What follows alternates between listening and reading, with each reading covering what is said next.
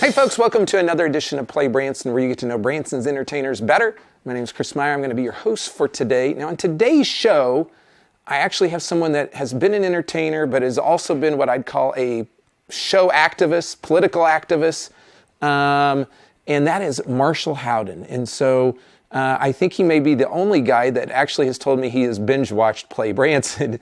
But that's okay. He is definitely interested in our entertainment community. He's got an entertainment history, and so we will be talking to Marshall about what he's up to in Branson. If you've kind of been keeping track of what's going on, there are some changes that are happening in the theater industry this next year. Rick Thomas is going to be moving back to the Andy Williams Moon River Theater.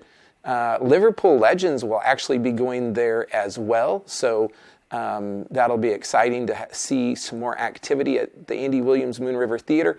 That theater got purchased recently, and so the new owners is putting some, what I'd say, new life and blood into that building.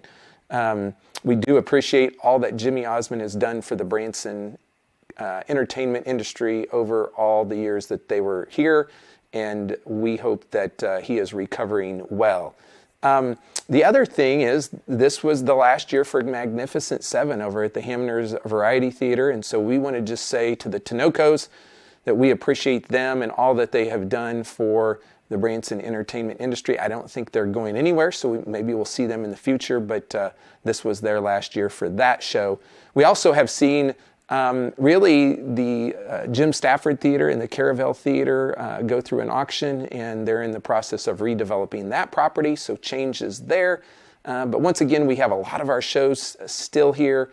Of course, every time of year there's always changes and moves, and so we'll try to keep you updated on what those are as we move forward into the next year. The other thing I just want to say is thank you for watching Play Branson. This show will wrap up our 5th season of doing this.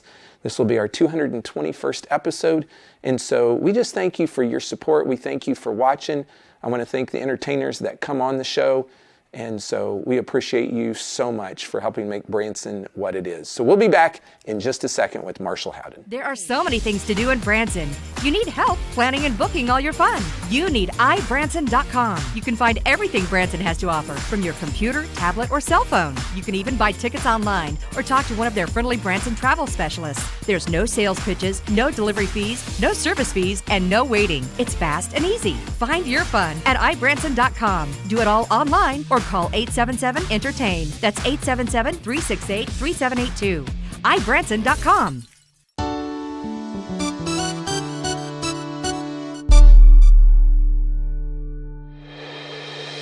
Hey folks, welcome back to another edition of Play Branson, where you get to know Branson's entertainers better. And for the first time ever on the show, we have Marshall Howden.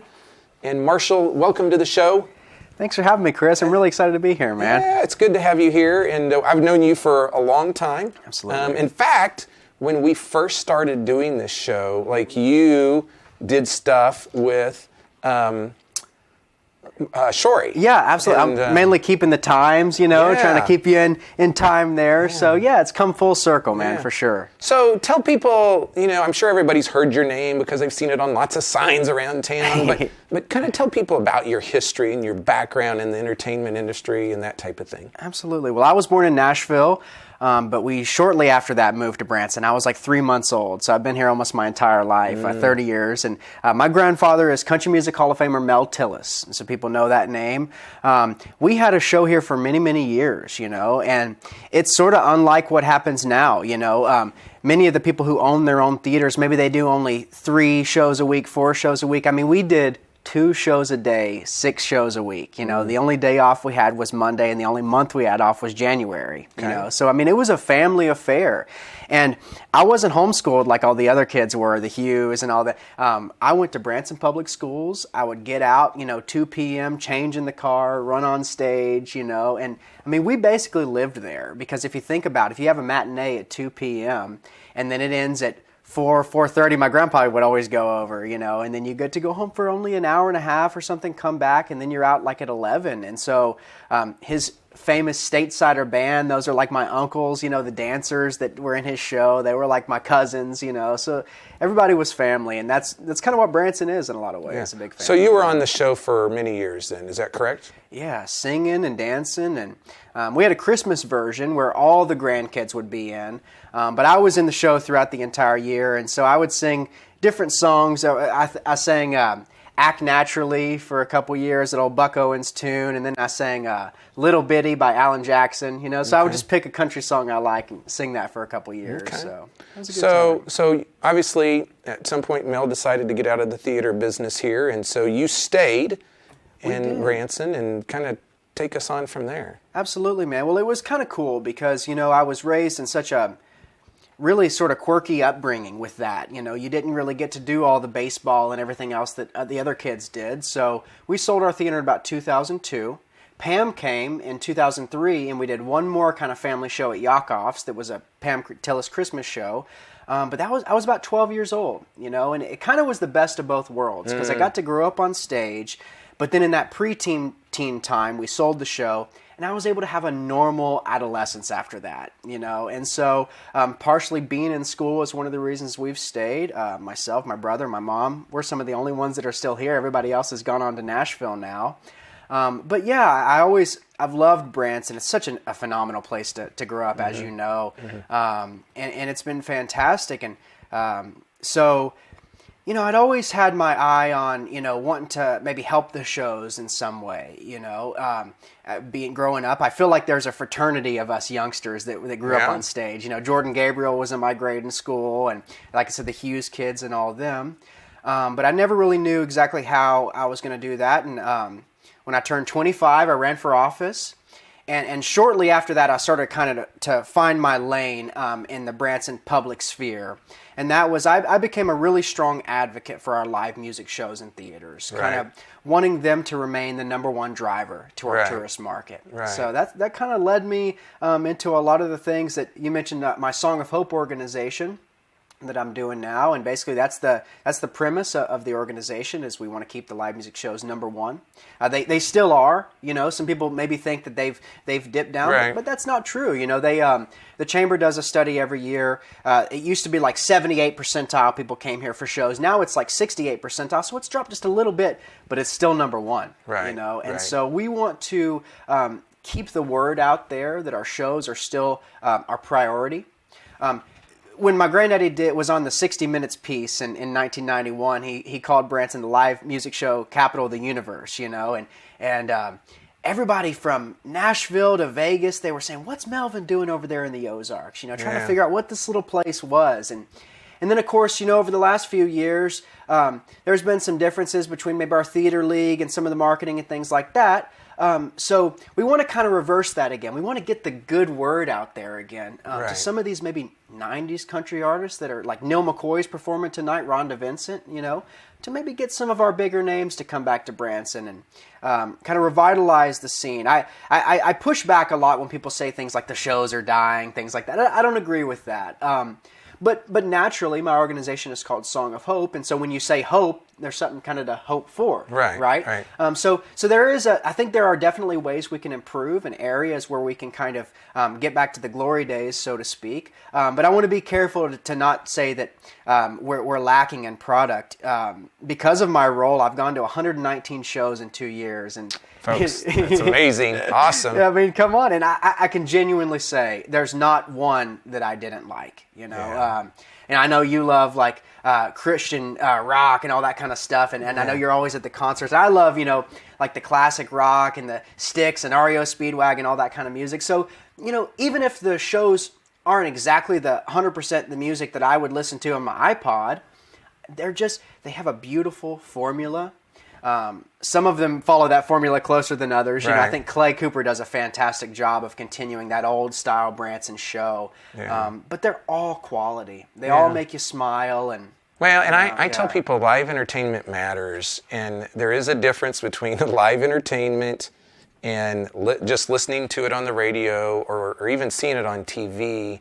There is a different feeling with live entertainment, and that is really what makes Branson unique and different. Is where else in the entire country can you go and get as much live entertainment that's family friendly as in Branson, Missouri? It's so true, man. You know, I was on a road trip last year, and I went to Abraham Lincoln's birthplace in some small town in Kentucky, you know. And right outside his birthplace, they had the Abraham Lincoln Hoedown. It was like a sort of like a Branson-style show, but that was one. You know, there are one-offs here and there. Or even like Pigeon Forge had like a few theaters. But there's no place that has over 100 shows and just the amount of the saturation that we have with our entertainment. I mean, if you go to karaoke at night, and they have it at the Star Theater now, some different places, almost every single person is a phenomenal performer. There's just so much talent here. And Yeah, what, you know. there is. Okay, that's a great place to stop. We'll be back in just a second with more with Marshall Howden.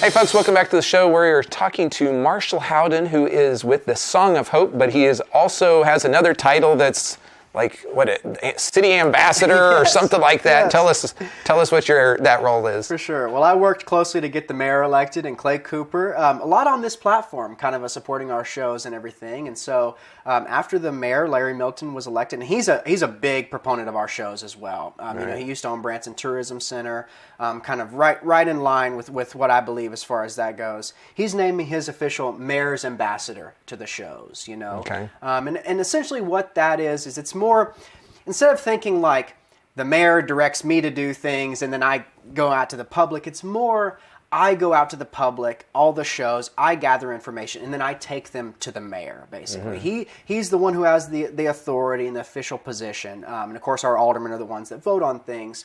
But it's sort of my role to sort of gather information, things that the shows need, and then relay that to our mayor. Yeah, and I think we have a great opportunity, and it doesn't. And I always tell people it's not about shows or attractions because it can be both, or the lakes, and that's what makes Branson really amazing is because there is so much here to do. But you know, I sat in a session about the branding in Nashville, and even though there's a lot of industry, there's a lot of businesses in Branson, they know that they're a music town. Now, I think they're a completely different music town than Branson, but it even comes down to the bike racks look like musical notes and different things like that. And so I think we have a great opportunity to really lay claim to family entertainment. And years ago, there was a study done, and I had to share this with you, it was by the Sterling Group, and it was like entertainment that you can touch and entertainment that touches you. And that was kind of the brand position of Branson. In a lot of cases, I think it still is, but I don't think people necessarily understand that, or entertainment that brings people together. Like, you know, there's two, you know, I always say you can have three generations in the same show. And you know this. Yeah. Whether it's grandma and grandpa, their kids, or their grandkids. And that is truly special. It is. It's so unique, you know, and you know, these kids might not think they're going to love our shows because their heads are buried in their iPads or whatever, but, you know, you put them in front of one of our stages with the lights and everything. It's just so immersive, you know, and it's so true. Just like you're saying with Nashville, everything is sort of music. You know, it's been described, the shows are kind of the tent pole. But of course, a tent pole in a circus, you have so many things that are, you know, the elephant and the strongman and all those things that, whether that's the attractions and the lakes and Civil Dollar City, all those things add up to what Branson is. But you're so right. You know, they used to say the whole town is the show. Oh, so that's true. You know That's what I mean? true. And Yes. so it's like, they used to have, let's say you had a commercial for Branson and it was a roller coaster or one of the tracks. Well, why not have, you know, Jim Stafford be the person that's driving the golf cart or, you know, Clay Cooper or some of our entertainers that are contemporarily with us. So there are ways that we can kind of add it all up. Yeah. So you just embarked on quite a big process with the Yes. Jim Stafford Theater, and you're like, we need to save the sign. And so talk a little bit about that, but like you've been trying to also save our musical history, I would say. So talk true. about that. Because there's two components to it, you know. I actually was just talking with the manager of a guy who people would know. He had a country hit. I don't know if we want to put it out there, but a country hit back when he was younger and looking to come to Branson. So there's two components to what I do. There's a future and how we're going to move forward with our shows, but there's also preserving our past, you know. And so that's one of our main goals with the Song of Hope. We've been collecting from all these people different brochures from all over the years, the rack cards that they use, because every show ever in Branson had a rack card. They used to have bumper stickers, too. Yeah, the bumper sticker thing. Absolutely. The presses would do that for sure. So yeah, we want to start. They have the White River Valley Historical Society. In downtown Branson, they have the Branson Centennial Museum. And that's great. And that has some amazing artifacts from the ball numbers and some of our shows. But what I've wanted to do is create a historical society that specifically references only our shows. And with that, possibly create a museum. Or we can, people have been calling me a lot during this whole thing with the Jim Stafford thing, which I'm alluding to, about the Las Vegas sign graveyard. You know, out there they have all the marquees from years and years. And they are tearing down the Jim Stafford Theater, unfortunately. You know, sometimes things come and go. These theaters are getting a little bit older. And hey, I understand that. But we want to preserve at least the marquee. People have called it the crown jewel of Branson because it's, you know, it's a 40-foot tall, it's pink and blue, and it's in so many of the shots of our Highway 76 strip. That's true. That's true. Yeah. And so we want to move that just a little bit down to down the ways, the strip, create like a little museum. So that people can go up, take pictures of that, and kind of preserve those memories and that history. Yeah. So you're one of these action guys. You come up with an idea and you're like, I'm just going to go for it, and I'm going to try and do it. And I love that about you. Like you're looking for opportunity out there, and you're looking for, you know, how do we promote shows? How do we save history? I save a lot of history myself, and sometimes it drives other family members crazy. but it's like, okay, you know, here's the record of what's happened in the past, and you know, there's a lot of rich musical history in this community. So yeah. So what do you think? What do you think happens going forward? Well, I would like to see Branson focus on 90s country. You know, I think that's an iconic genre. When my grandpa and all them came, they were mainly 70s country artists that came here in the 90s. So it's about the same sort of time distance, you know. So my aunt, Pam, she's traveling with a lot of these, you know, sort of so Lori Morgan, Jody Messina, Terry Clark, you know. I think if we start kind of opening up the community to some of those people, you know, I think we have to be careful. It's not always about the names, but the names are the ones we can put on the marquee, and then we have some of these wonderful performers that are sort of known as Branson people, you know, the Doug Gabriels of the world, like I said, the Hughes, you know. So I'm actively, I've got a person that I've been in contact with who's given me phone numbers of about 40 musical managers from Universal to all these different record companies.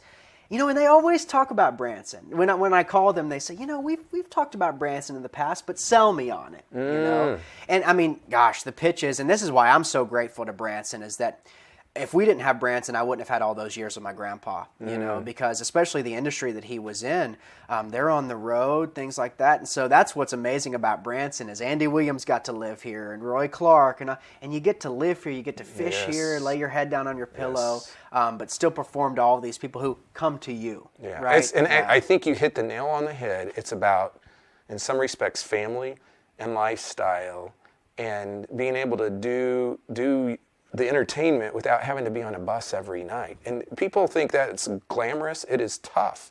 And it's not, you don't have a lot of space and you're sharing it with like 10 other people. You know? Yes. So I think there's definitely where people can live almost like normal lives, but be great entertainers.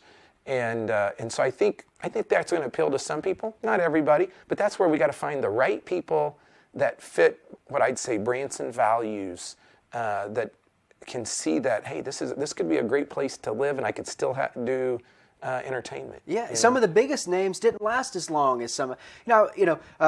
Like Willie Nelson, so they were just here for a short time. But it was ones who they were so Branson, they found and they fit our, you know, I call it like a puzzle. You know, if it doesn't fit our puzzle, it's not going to work as you kind of grow and everything. But I think we can find the right people, and I'm really excited about the future. Yeah. So. Well, Marshall, I just want to say thanks for being a leader in our community. Thanks for trying to do something that makes an impact, and thanks for running for office, because running for office isn't easy. And then and then sometimes you have to maneuver and all that. And so I just wish you great success, and thanks for binge watching Play Branson. I know, I watched every episode, so thanks, Anyway, man. hey, we'll be back in just a moment to wrap the show There up. are so many things to do in Branson. You need help planning and booking all your fun. You need iBranson.com. You can find everything Branson has to offer from your computer, tablet, or cell phone. You can even buy tickets online or talk to one of their friendly Branson travel specialists. There's no sales pitches, no delivery fees, no service fees, and no waiting. It's fast and easy. Find your fun at iBranson.com. Do it all online or call 877-ENTERTAIN. That's 877-368-3782. iBranson.com.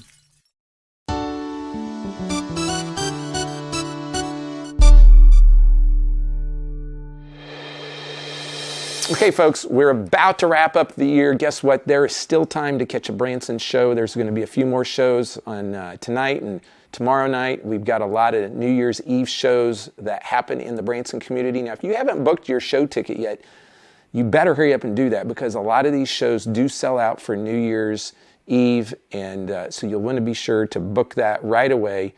We do want to thank Marshall for coming by today. I called him last minute, and he came last minute, and so I really do appreciate that. Sometimes we just have cancellations at the last minute when we're shooting these. We do want to thank you for helping us get through season number 5. So we've literally survived 2 years of COVID, although we're getting back to normal here in Branson, but it's been interesting. We will take a little break, and then we hope to relaunch in next spring. So we'll be off for a little bit, and then we'll come back.